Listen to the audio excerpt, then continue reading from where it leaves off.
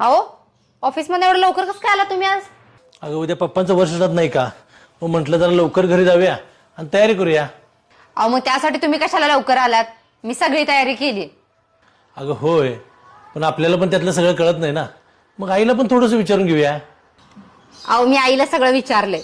अरे वा, मग भारीच झालं की. बरं चल, मी फ्रेश होतो जरा. सारिका, आई तर म्हणते तू तिला काहीच विचारलं नाहीस.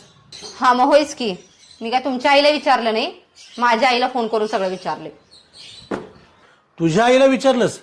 सारिका, सगळ्या गोष्टी तुझ्याच आईला विचारल्या गेल्या पाहिजेत का ग?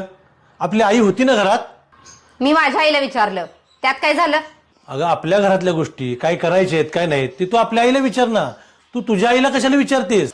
मान्य, मी तुमच्या आईला विचारलं नाही, मी माझ्या आईला विचारलं आणि तिला पण सगळं कळतंयच की, मग काय फरक पडतोय तिला विचारलं तर? कसं आहे माहितीये का सारिका, आपण घरी जेवलो काय आणि बाहेर हॉटेलमध्ये जेवलो काय, पोट दोन्ही नाही भरतं. पण सतत बाहेरचं जेवण शरीराला हानिकारक असते आणि घरचं जेवण कधीही चांगलंच.